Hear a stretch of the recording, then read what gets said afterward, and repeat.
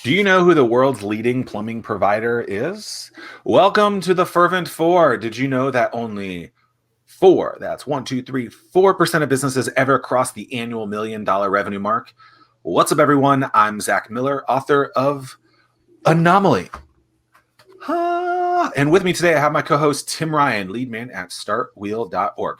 Thank you so much for joining us. The Fervent Four is a weekly show each and every Thursday at 11 a.m. dedicated to sharing insights into growing a world-class business, no matter the climate. Today, brisk. It's a brisk 50 degrees and foggy maybe wherever you are. With a headquarters here in Newport News, Ferguson is leading the way in plumbing, plus has a venture arm, Ferguson Ventures, who is actively seeking new startups to fund. Insert Blake Luse. What's up, everyone? How's it going? What's up, Blake? What's up, Zack? Blake, where are you from? I'm originally from Alabama. See, I think it's important that everyone knows that you're just a good old Southern boy. That's where the voice is coming from. And you got these Northerners that deep voices and ready. I did live in Washington, D.C. for a little while and up in New Hampshire. So kind of toning down the accent. But back in Virginia, I can let it shine.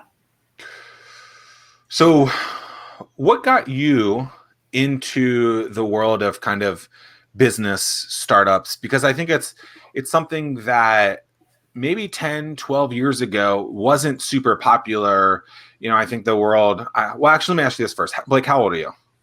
38. Okay, 38. So you graduated, what, 98 high school, something like that? 2000 high school. 2000 high school. Okay. Yeah. So did you ever have like a business entrepreneurship program or a startup program in high school or anything like that? It wasn't high school. I got to work early.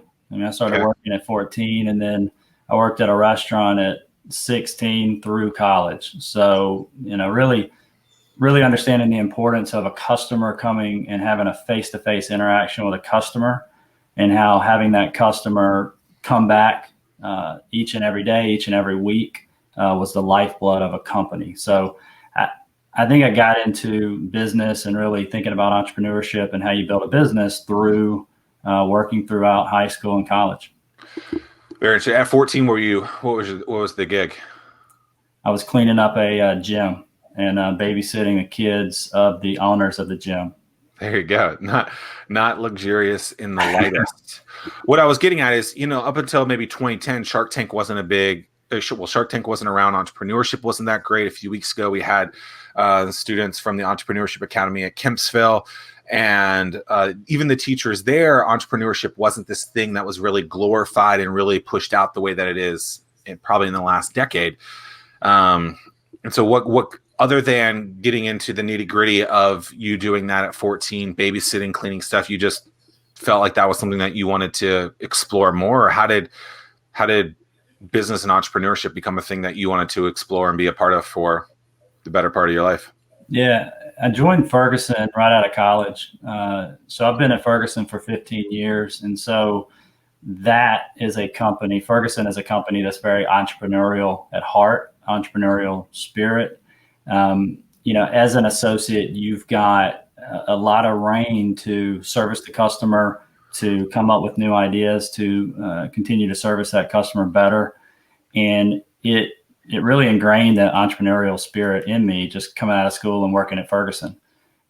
There's outside sales associates that are building a book of business. I came in as an inside sales associate to support that person as they built their business, and really watching associates in Ferguson leverage the supply chain, the depth of product, the product expertise, and the skill sets across Ferguson to build their book of business and service their customers better, you know, each and every day.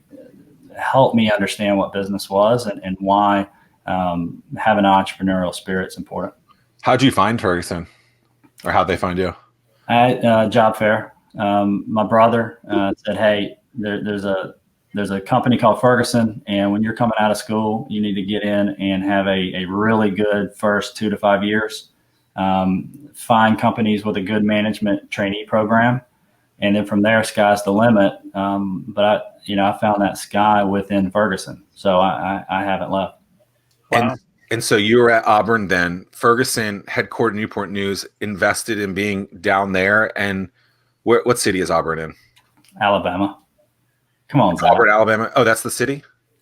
Yeah, Auburn, Alabama. Okay. I knew it was Alabama. Interesting. Okay. Well, I was thinking like Tuscaloosa, Alabama. I didn't realize that. Okay. Got it. Sorry. Stand corrected. It's a better football school down south called Auburn. No doubt. No doubt. No doubt. So Ferguson had a job fair, was a part of a job fair down there. I saw Tim's face, like kind of shocked that it was like that.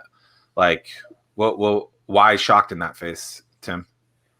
No, that one of the things that just always has amazed me, especially at Ferguson, is the tenure of employees. That so many are there for such a long period of time. Do you have any idea what the average tenure is of someone at Ferguson by chance?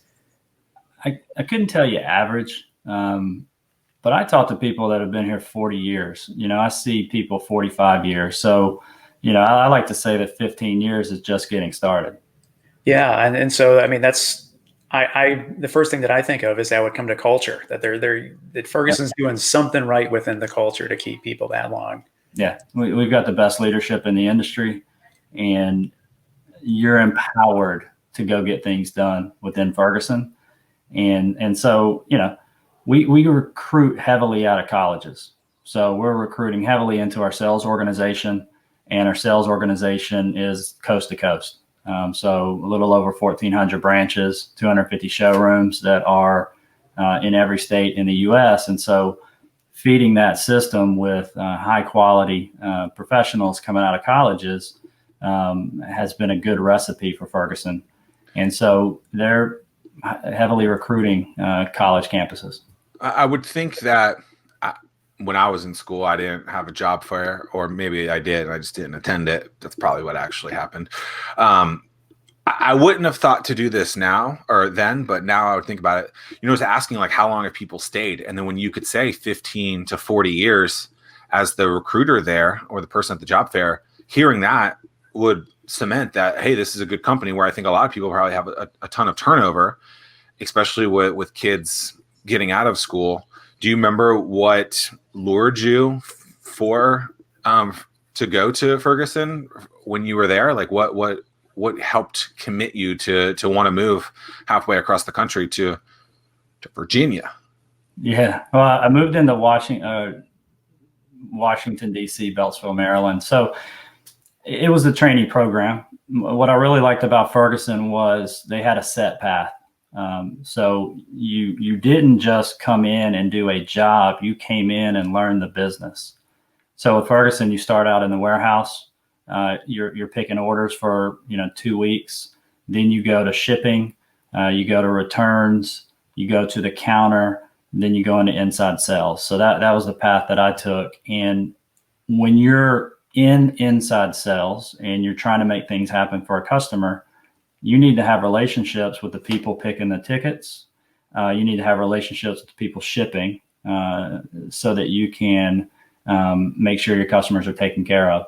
So the culture of coming in, and instead of going to a cubicle and writing up orders, you come in and start picking tickets, picking orders, put your hands on products, really understand what products are and why picking an order correctly is important for our customers.